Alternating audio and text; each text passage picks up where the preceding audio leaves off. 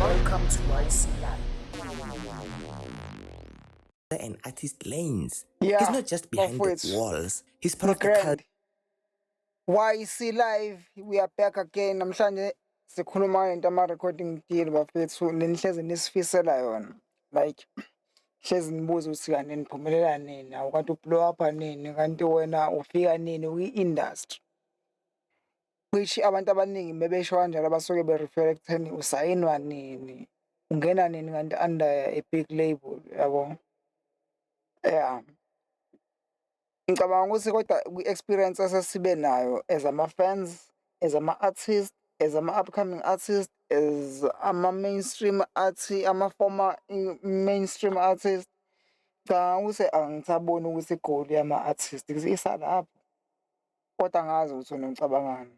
Ngicabanga ukuthi izinto ey'njana lezi esikhuluma ngayo namhlanje kunevidiyo nje la engiyitholile kwi-YouTube yazi uChicok Dope engazi ukuthi unenkinga nekhampani yakhe and lokho kwenza ukuthi manje abe umuntu oblockekayo ukuthi aqhubeke akhiphe umsebenzi omusha, which is very very very very bad. Iy'ndaba ezimbi kakhulu lezo. Ngisho kuthiwa ngabe kuthiwa wakade uneplan yokuthi yazini ngizofike ngi-blow up, mase ngi-blow up-ile senginegama kima ngiqala ngizenzele into yami. If bezikwazi ukuthi bakubambe ngale nto yokuthi leli gama manje sesiyali-owner, wena sesiyaku-owner, usa-under le contract owakade uyisayinile. Ngisho kuthiwa ngabe isi-expire-ile bayayivuselela. I think into ekanjalo kuzobusathane kakhulu bafethu. Angifuni ukuthi kuba ngazi ukuthi mhlawumbe ngiyajaja ngazi kakhulu, mhlawumbe ngingcwele kodwa kubusathane ukuthi ungavimbela umuntu kanjalo empilweni yakhe. It's like phela impilo yakhe wena usuyidestroyile,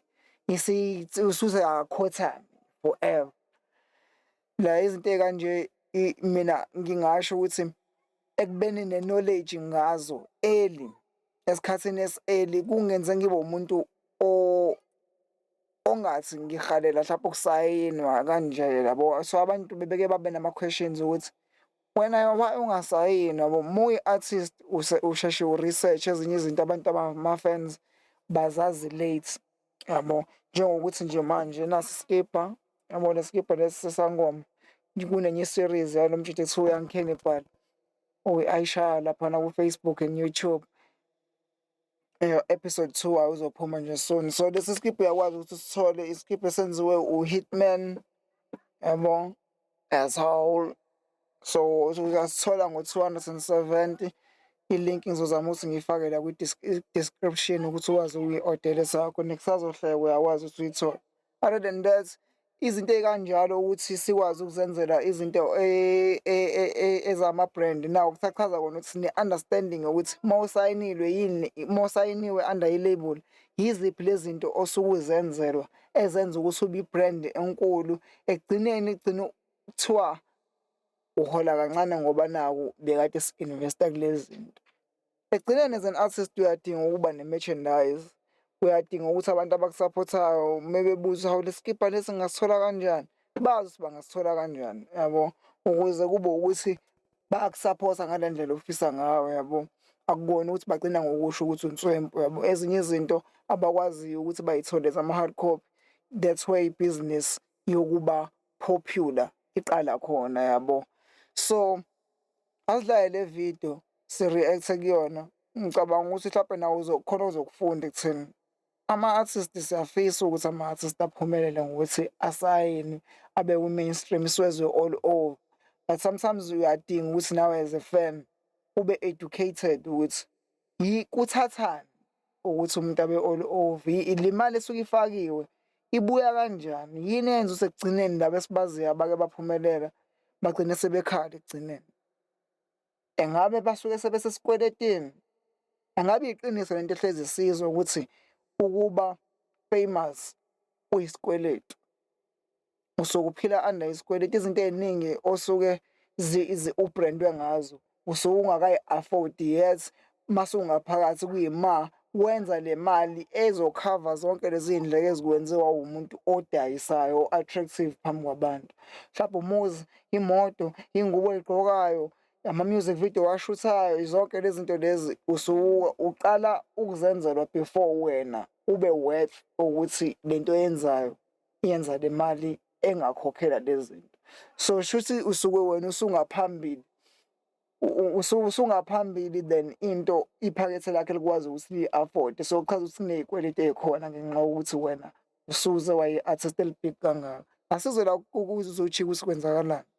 Then sobe sesiyaqhubeka sikhuluma ngento aba-recording then. So imagine being one of the most respected producers in SA hip hop, and suddenly you can't drop music. Your songs get taken down. You are fighting your label. And then a politician goes on a podcast and says you are battling legal issues and even lost your car.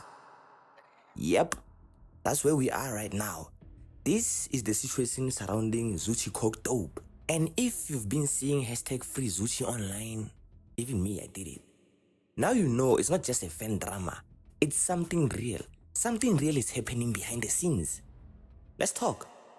I think I got one of the best fan bases in the whole country for sure. For sure. I got some of the biggest, the best and biggest fan base, the most loyal.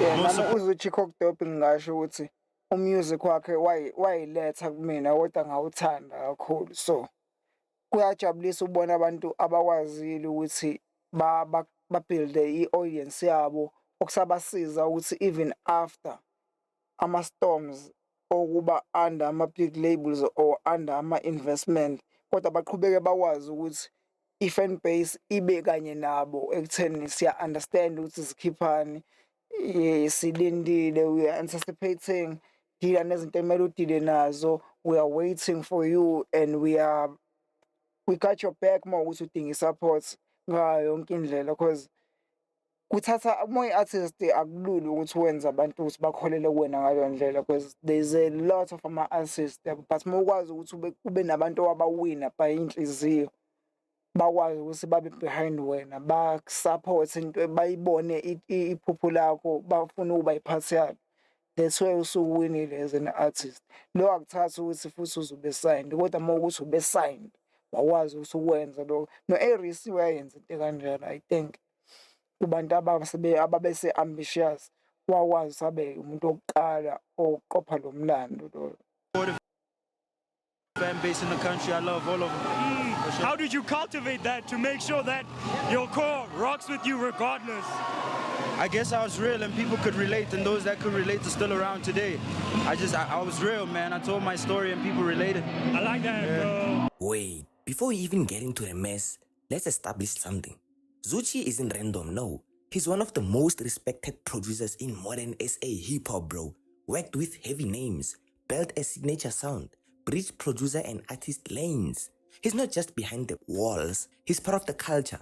So when somebody like that starts publicly... ngiyithela kuyona ku-YouTube, ungayi-downloada. Ngithanda ukuthi ngithi shout out kumuntu owenza le content oyi-uploada online. Mese wabe kade ngi-screenshotile i-channel yakho ngabe ngiyayishare la ngithi abantu abasubscribe. But next time ngifice enye i-content kanje kwi-algorithm yami because iziveze ngoba vele ifike kumuntu oyidingayo. Ngizo-creator. So ngiyacela ukuthi ungamind ukuthi ngisebenzisa i-content yakho and ngiyisebenzisa as i-content yami. Shout out umsebenzi wakho omuhle. expressing frustration, you pay attention. Now here is where it gets complicated though. Zoocci has publicly described his situation with the record label Stay Low as a bad deal. According to his own statement, he alleges that his signature was forged on a contract. He even suggested that he was robbed. And he claims that this contract has prevented him from releasing new music freely. Let me repeat that carefully. These are his allegations because there's no confirmed court judgment publicly resolving the matter yet. You feel what I'm Yabo, saying, man? izinto ekanje kuba right makune-proof yomnini wendaba into epublic.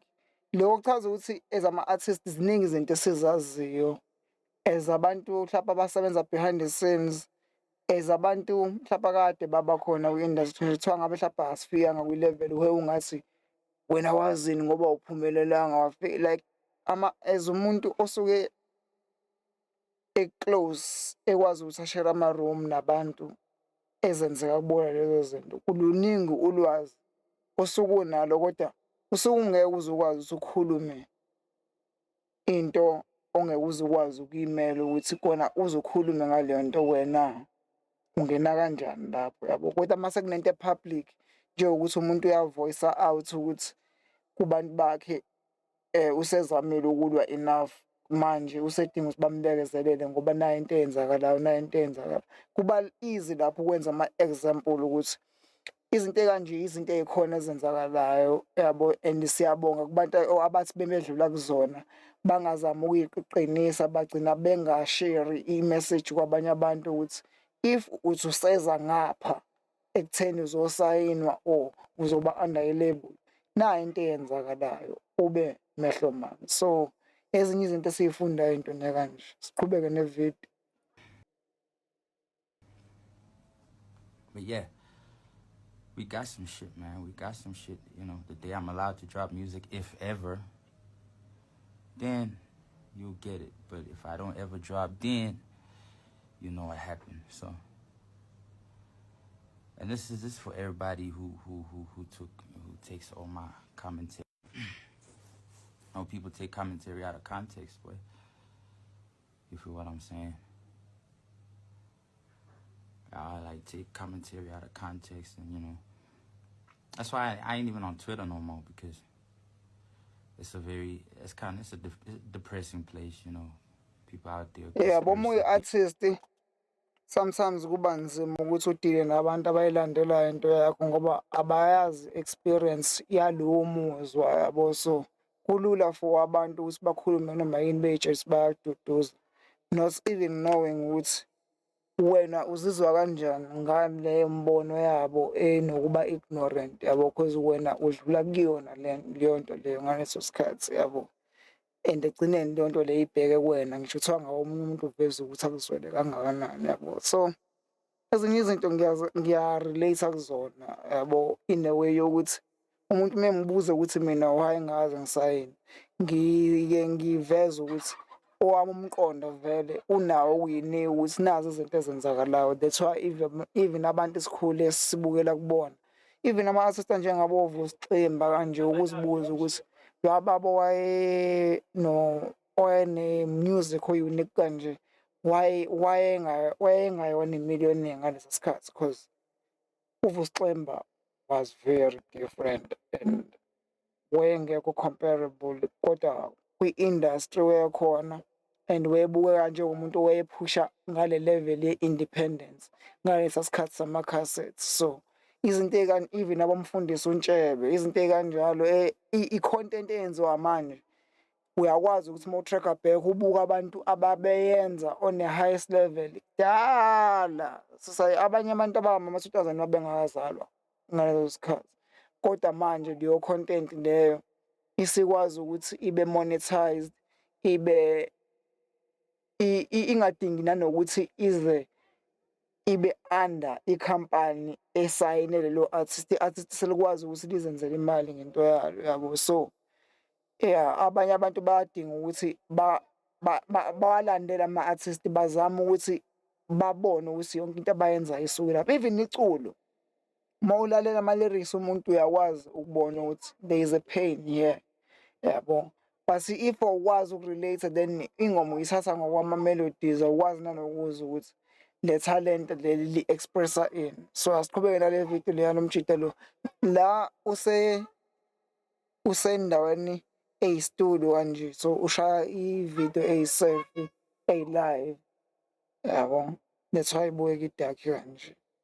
These people out there making enemies for people out there talking about shit they know nothing about and talking about it knowledgeably, bro. Like, are you talking knowledgeably about people you ain't never met?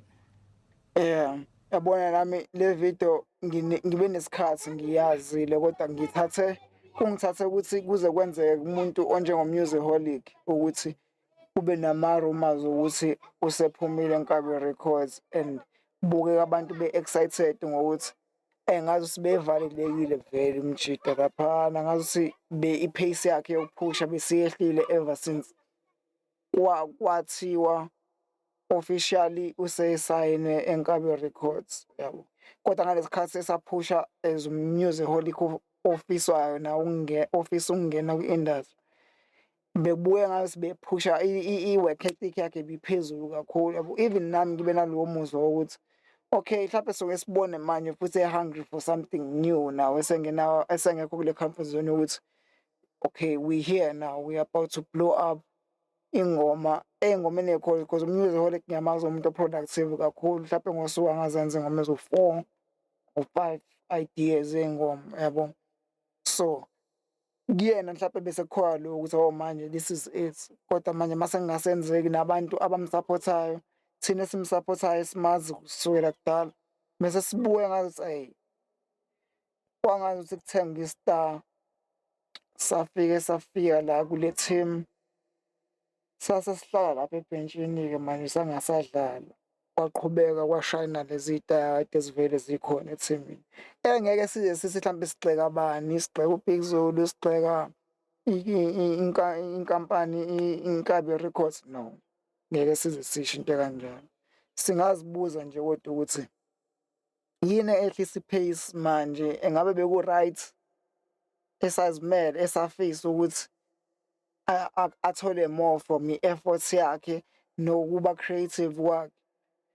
Yeah, so ikwamanje like ikhona leyo nto okuba curious ukuthi okay njengoba manje se-announce ukuthi usephumile enkampanini, ingoma yokuqala kazi izoba njani?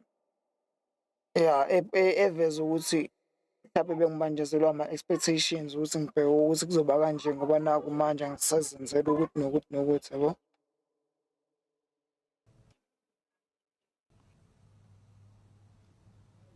But yeah, man, I just wanted to come out and see some, some supporters of mine, and have a little conversation, because I'm alone in the studio and it's dark and I'm feeling lonely. But yeah. But what we know is some of his music, including tracks like The King's Betrayal and were taken down shortly after release in late 2024. And he publicly attributed those removals to label interference. That's not normal rollout behavior. That's conflict. Now, this is where it gets heavy though. Zoocci has spoken about feeling dishonored, betrayed. He even hinted at possibly stepping back from releasing music to protect himself and his family from the fallout. That's not just industry drama, no. That's emotional pressure. When an artist says, I might stop dropping to protect my family, that's bigger than streams. That's stress. Every contract has pros and cons. Lately, Zoocci Kokdope has been Angifisa posting ukufika kulo level leyo ukuthi sengisabela impilo yami, sengisabela impilo yabantu engibakhathalelayo abasempilweni yami, ngenxa yokuthi kunabantu engibanga nabo ukuthi mina ngiyimina and ngiweta in ever since ngazihlanganisa nabo. Oh, that's very dangerous and scary moves. IG stories about beef and behind the scenes issues. In 2024, Marcus Harvey dissed him, clearly unhappy about how things were handled. Recently, the Bikesh said Zoocci Kokdope delayed parts of his album, which he was supposed to curate. And according to public discussions, he also faced asset-related issues, including reportedly losing his car amid the dispute. Again, reportedly, because it's not confirmed publicly, but enough noise for fans to start the hashtag #FreeZoocci, even me. The boy has tried, he's run out of money, he's lost his car because of this.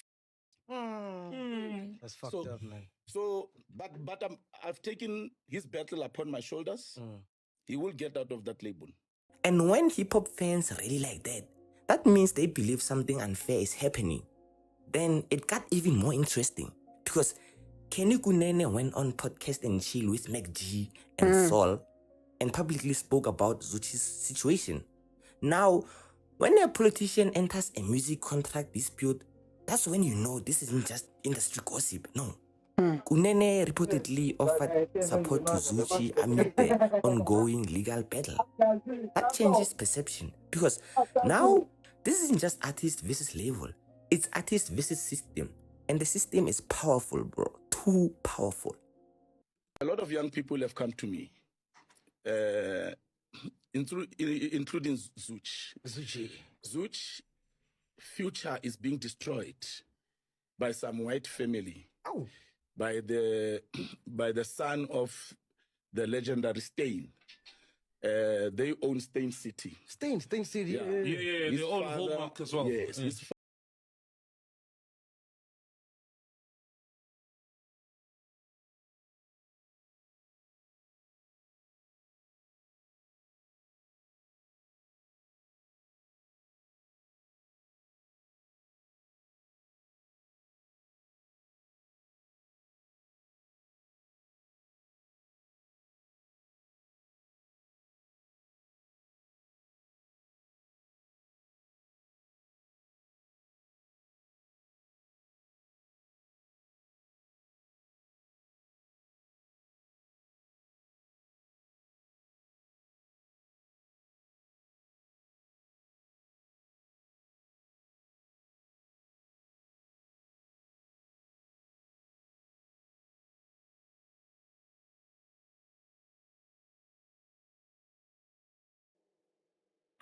Sorry, bengikhuluma la i-mic ngiyicishile, which is bad.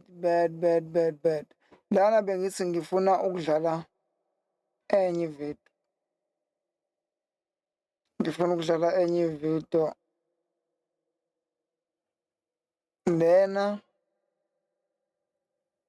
angifuni ukuthi ngiyidlale yonke ngenxa yokuthi angifuni ukuba ngazi manje sesixhaphaza umsebenzi wabantu, yabo.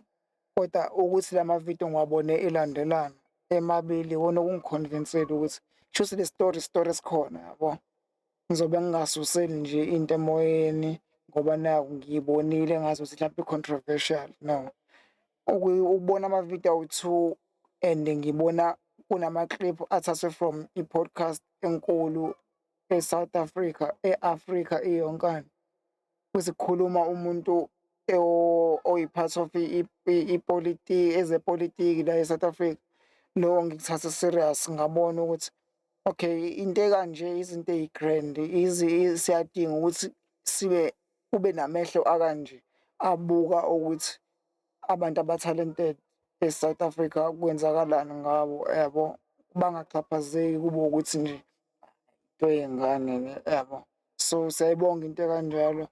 Asibuke enye ividiyo la nayo ecishe ibe kanje, kodwa ngicabanga ukuthi mhlampe inamanye ama-details esingawabonanga la. La mavidiyo ungawa-check-a lapha ku-YouTube, u-check-e nje izinto e-related to SA hip hop, vlogging, blogging, SA hip hop music topics.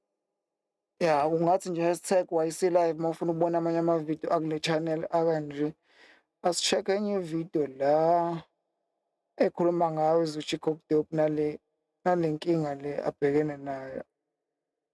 Okay, so in South Africa, we've seen a lot of hip hop beefs, from diss tracks to artist fallouts. But what happens when the fight isn't with another rapper? What happens when it's with your own label? So let's talk about the Zuchicok Dope story. His partnership with Stay Low Entertainment, his deteriorating relationship with the label head Von Thiel, and the moment Kenny Kunene publicly suggested that he might step in to actually help Zuchi. So we're not going to talk about music right now. It's about contracts, control, ownership, and power. So before the controversy, obviously, Zuchicok Dope, born Andile Fipaza, emerged from Pretoria as one of the most influential producers in South African hip-hop. He didn't just rap, he produced, he engineered, he actually shaped a sound. So he won Producer of the Year at the South African... Ngiyacabanga ukuthi uma umuntu onama-talent amaningi kangaka, like owasebenzisa ekutheni i-craft yakho ikubeke la ugcina sofike khona ukuthi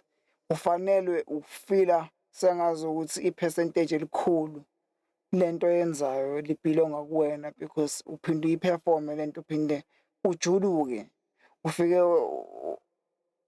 ifike ikuhlukumeze mentally, noma kuyi-therapy kona-ke ukuba creative. Kodwa ufike uzihlukumeze wena uzama ukuyi-create lento enswembu, and then after loko uyi-execute, emva kuyi-execute iphume out there i-representa siqu sakho leso kumele sihambiswe maphambi kwabantu siyoyi-presenta lento. Mhlampe sometimes uperforma 4 times a day, awulali, ufanele ufila sengazi ukuthi amandla amaningi. and lento nje obuyiphilela wena ikuphela kwento oyenzayo yabo. If abantu abakanje ngiyaba-respecta kakhulu because i-craft yabo bayayi-owna ngama-dynamics amaningi yabo, and bayayi-controla even i-direction of i-final products ye-craft yabo, which is iyona nto engibona iletha i-peace kakhulu as an artist, ukwazi ukuthi ngingaba consistent ngalento engiyenzayo forever because I'm in control of ukuthi uma ukuthi into eyi-sound isounda kanjani, uma ukuthi into e-visual ibukeka kanjani. So yeah.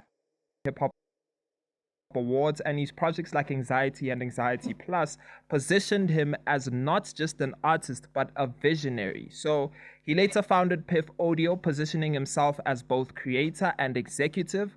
And at this point, everything suggested upward trajectory until 2021. What's the name? It's called Stain Entertainment Group. Either it's Von or another guy. But all of them, Fred is black, including that Yeah, black one, Kayembe. all of them are messing up black artists in South Africa. Wow. All of them. Once again, shout out to Lama YouTube channels, Lama enza lama documentaries / blogs, vlogs. Ngoba sikwazi ukuthi sithole enye information khona, and sikwazi ukuthi sibe updated ngezinye izinto ebengesize siyinake if akekho umuntu obeyikhava yabo, which nami that's why ngenza i-content ekanje, because I know ukuthi kunabantu abayi-audience yale language engikhulumayo, yale environment engikuyona, nale market mina engisebenza ngayo, abafisa ukuthi babe updated ngezinto ekanje, but ngeke bayinake if zikhulunywa ngendlela abangekho interested ukuthi bezwe ngayo yabo. For real. Not Fred, man. Bruh, He used to be the editor of Hype magazine. Bring Zuch here. Zuch has no capacity, financial capacity to fight them in courts. They have forged his signature on a contract and included a clause that he does not know anything about. That's criminal. Forging a signature, yo. So, but because no. The boy has tried. Yo. The boy has tried. He's run out of money. He's lost his car because of these fuckers. That's fucked up, man. So, but I've taken his battle upon my shoulders. He will get out of that label. So in 2021, a partnership was announced between Zuchi's Piff Audio and Stay Low Entertainment. Stay Low, founded by Von Thiel, had already built a strong name in the South African music industry. So the partnership was marketed and strategic. Zuchi would, executive produce, develop artists, expand creatively. On paper, it looked like a power move, two ambitious, entities combining forces. But in the music industry, was yabo kumuntu outside mebuka kunento entsha i-achievayo ngento yenzayo futhi kade efisa ukuthi ikuveze out there, like ikukhuphule, akwazi ukuthi even umnini wendaba akwazi ukubona izinto eyi-dangerous ezipossible ezingenzakala, because mase ulambile yabona, imali iyadingakala ngempela. Mina sengifike la ekutheni ngibe ne-understanding ukuthi basuke beqonda ukuthina abantu babona bephumelele mebethi as an artist yenza into yakho kodwa thola noma 9 to 5 kanje, thola into ezofaka imali, thola into ezobe ewu-showcase ukuthi ngiyo uzoba nayo month end, uzoba nemali, iy'dingo okumele ubhekane nazo uzokwazi ukuthi uyibheke as umuntu yabo. As ama-artist siyaphila kakhulu kule alter ego yokuthi ngazi ukuthi sihambe sama-superheroes or special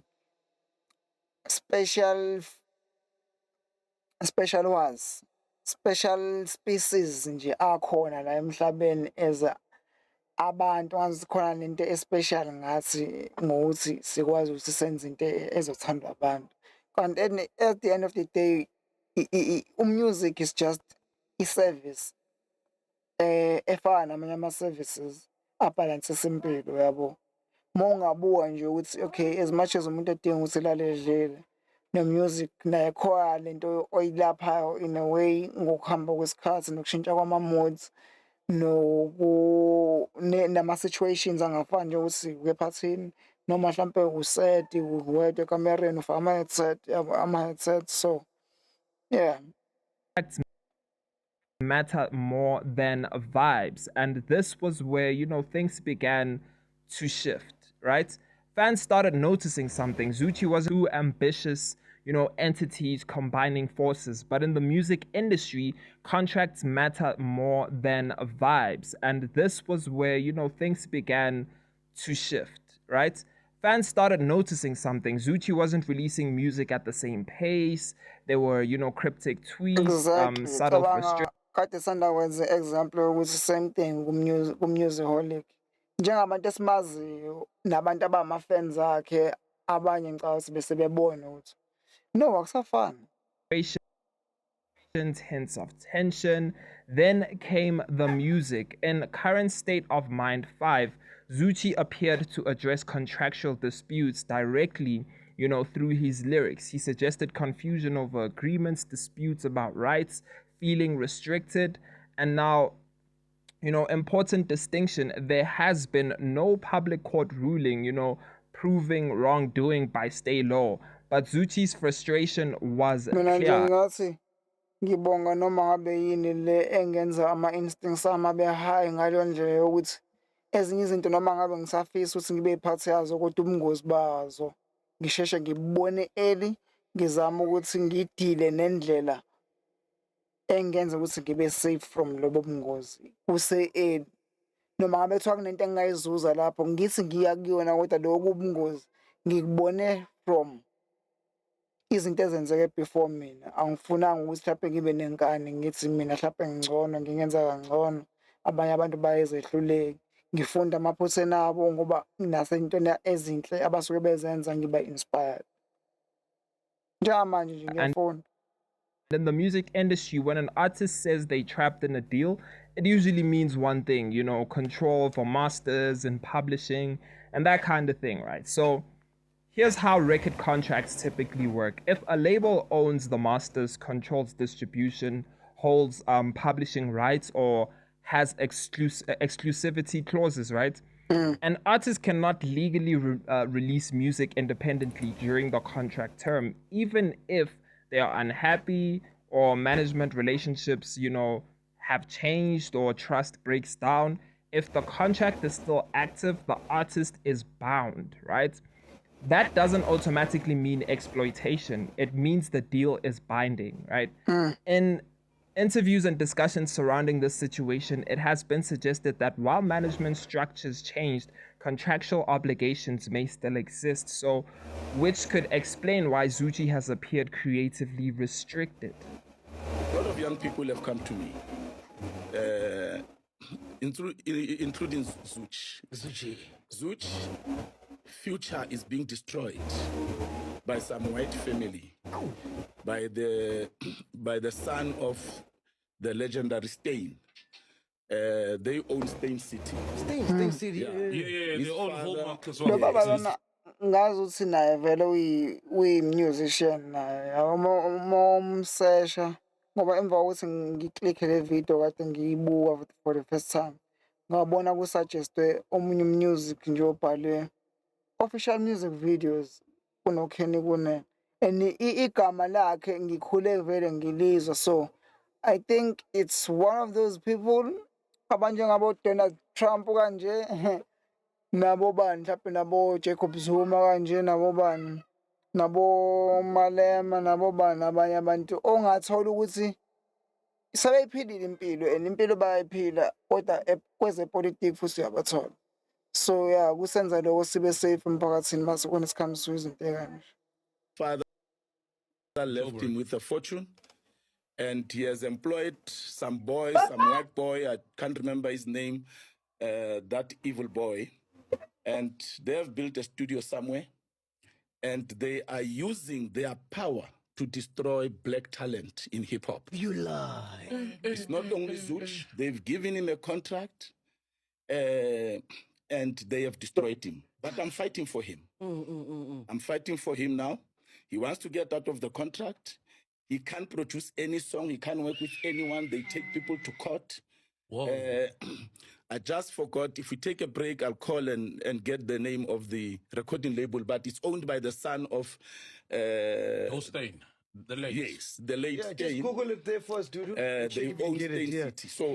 So that boy and the one that is employed think that money is a bulletproof. Money is win. They don't know that we who come from the streets know that the most powerful men in the world or in the hood get destroyed by a young boy of 16 years, 15 years. So they are ruffling young talent. They are destroying our boys because our boys are desperate to get into hip-hop. Especially in hip-hop. Okay. So they took, Zoot brought a lot of artists. They used their power to turn all these artists against Zoot and sought to destroy him. Okay, so when partnerships begin, they are fueled by optimism, right? But business disagreements can quickly turn personal. There is a public record of the initial partnership announcement, later tensions expressed by Zoot through music, discussions suggesting, management separation. However, there is no confirmed public statement detailing a personal fallout between, beyond business disagreements. What appears evident is this. Yeah, ngona okuningi wona noma ngabe kuzwakala ngathi kwamahebezi kodwa ku-related to into esijwayele, izinto ey'jwayele ukuthi zenzakale nje futhi zisihluphe ngama-artist esiwakhonzile yabo. So yeah, le video le ngithe angiyisebenzise, ngisebenzise u-half wayo, ngisebenzise u-half nalenye just ukuthi ngingayixhaphazi kakhulu i-content yabanye abantu kodwa ngenze i-example ngento ekhona out there ungahamba nawe uyayi-check-a lapha ku-YouTube. Mase ngikhuluma ngabanye futhi abantu engibaziyo, ngingayenzi kuba amavidiyo amaningi ngikhuluma nge-topic eyodwa ngoba vele kade ngangifisa ukuthi le-topic ngiyenze kodwa manje senginabo ama-example ezinto esezenzakalile phambi kwabantu bebuka. And nginama-questions kubantu abasithi bayasisupport ukuthi njengamanje yini abasifisela yona yabo. Ngifisa ukwazi ukuthi basasifisela ukuthi sisayinwe because lento yama-record deal ibuye yi-scam manje esikhathini samanje. Uma uzobuka izinto ezenzakalayo ubona wonke umuntu oyi-artist oseke waba kwi-level yokuthi sazi ukuthi uphumelele kusukela kudala kwi-kwaito, oMandoza, abobani, like ekugcineni kuba khona isitori sokuthi umphathi wekhampani ubenobuqili kade benza yabo.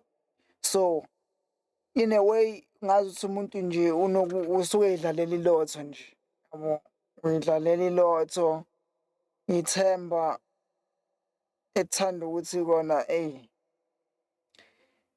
libe into eshabalele impela, into efile yabo, ngoba uma ubukisisa kahle izinto akade uthi ungasayinelwa zona before, izinto manje ekuyi-duty yakho ukuthi uzenze as i-artist ekumele libe dominant ku-social media,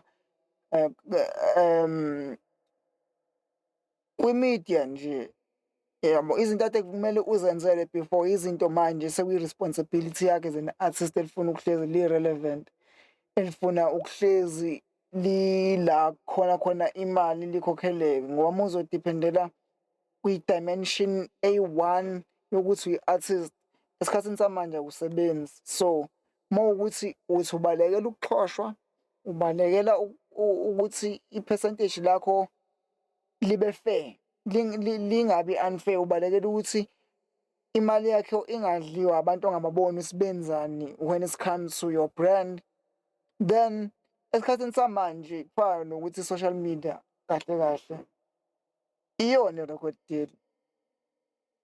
I-social media iyona record deal esikhathini samanje. Yabona nje ku-2026 nje manje. Social media iyona ndlela oyisayina ngayo, iyona ndlela omonetize ngayo umsebenzi wakho. Because esikhathini samanje uma uyi-artist ufanele ukwazi ukuthi ukuthola ama-royalties akho kulele ekutheni wena as an individual, as an artist, kumele uregister umsebenzi wakho from abo-Samro, abo-Capasso, zonke lezi zinto lesi eseke sakhuluma ngazo kule video le engizofaka ilinki yayo la.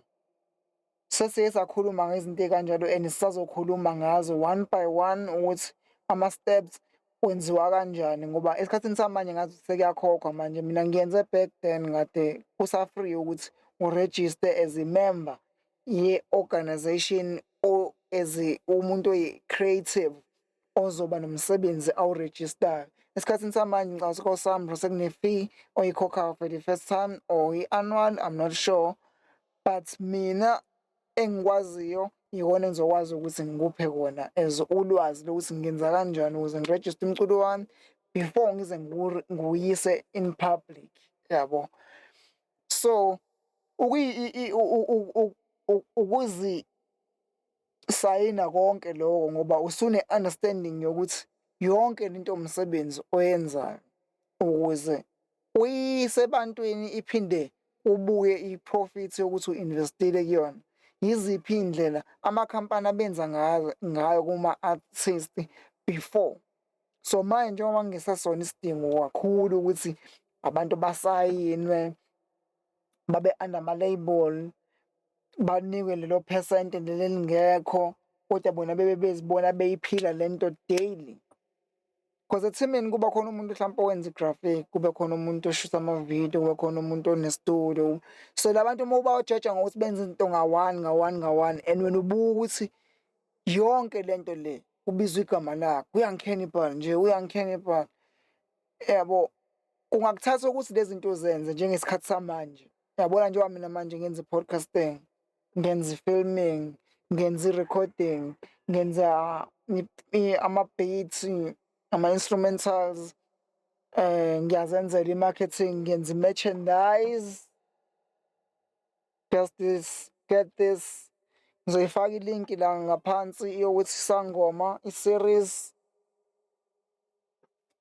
season 2 uyeza soon. U-episode 2 wa season 1 uyeza soon. So the skipper lesi uyakwazi usithola ku-Hitman, yeah, S-Hall brand. Yeah, zonke lezi zinto lezi ey'kanje ukuzibranda as an artist. By the time kufika izinto ey'njengama-funding, ama-investment, ama-endorsement deal, usunayo i-discipline yokuthi uyazi ukuthi step by step yini esuke i-necessary as an artist. Yini ababeyenza kuma-artist ababewasayina njengoba kwagcina kubukeka i-artist faster. Overnight ubukeka lo muntu eseshintshile then into yadumaze iyona engaka-afford lutho. Which ekugcineni into eyenza ukuthi i-percentage lakho kugcina selikhatheka kakhulu ukuthi overnight wena usudayisa iy'kebhe, overnight wena usuyabhukwa, overnight wena usunesikhala kuma-interviews, ema-radioweni, ku-TV. Le mali le ucabanga ukuthi mhlampe isetshenzisiwe mhlampe ukukhokhela ukuthi wena uvulele ungene wenze zonke lezi zinto. Ucabanga ukuthi iqhamukephi uma ukuthi wena ave uzoyikhokhela ngomsebenzi ozowenza njengoba uqala nje manje uba famous. Le mali usazoyikhokha yonke and umuntu ofake imali usafuna ukubona i-profit mhlampe eyi-double yale mali ayifakile.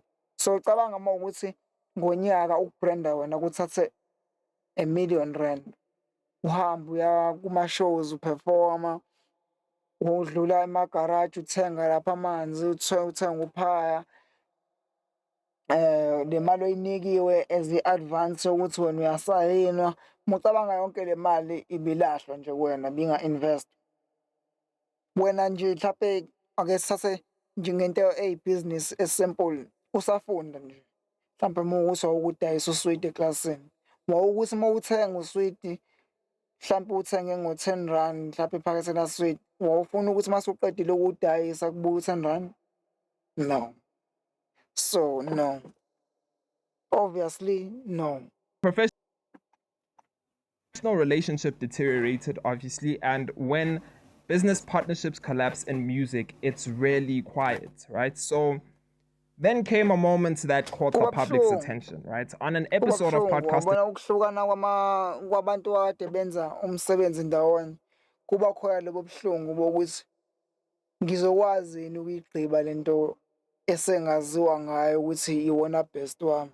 Ngiyayazi lento leyo.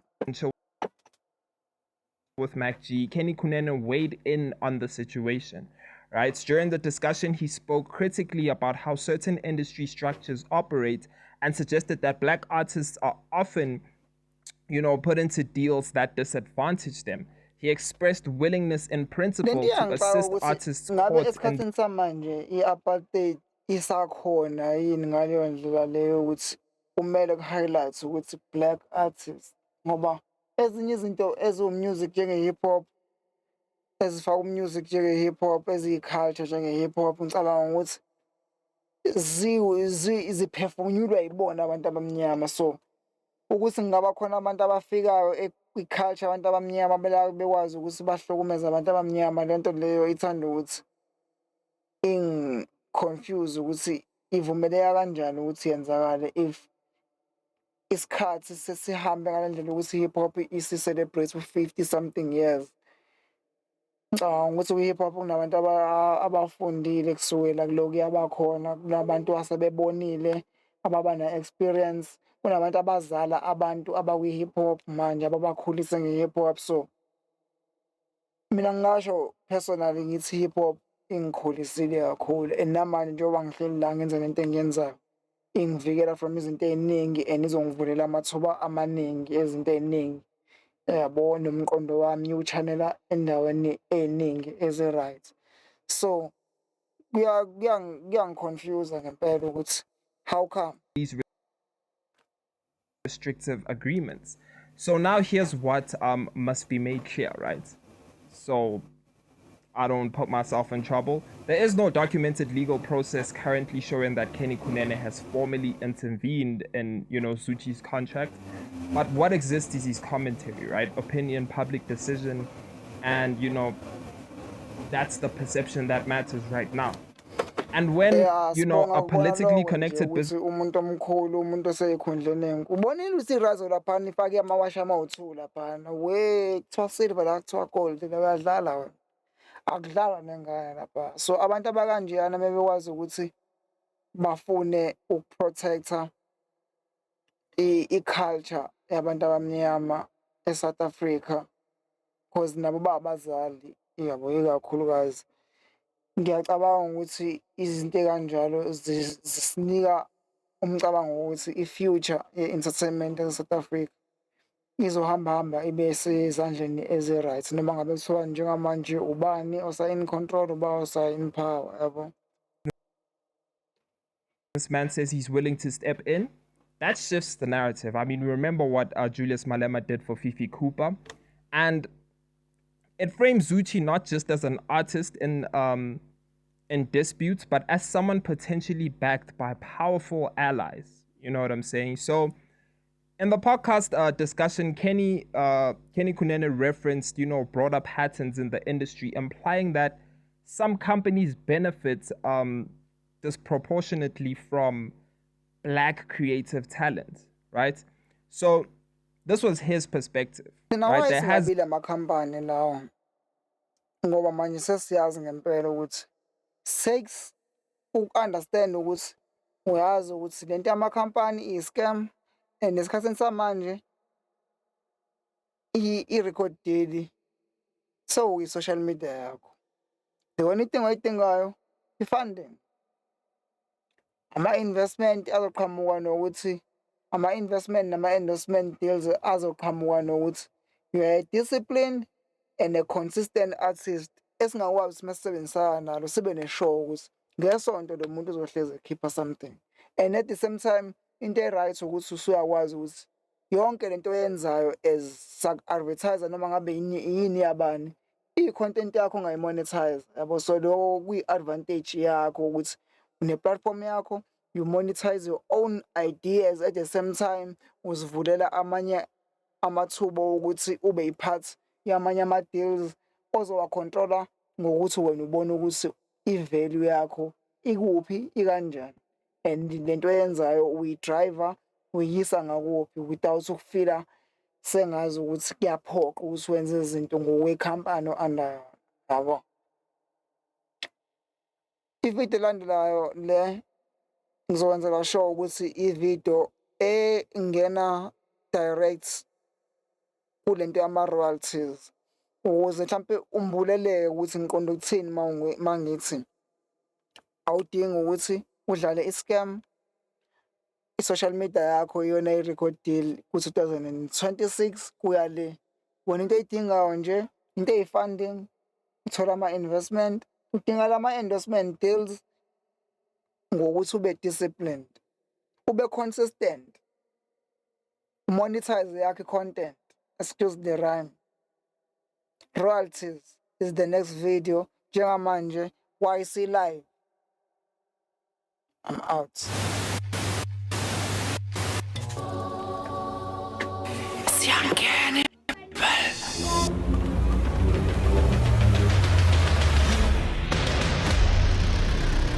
Welcome to YC Live.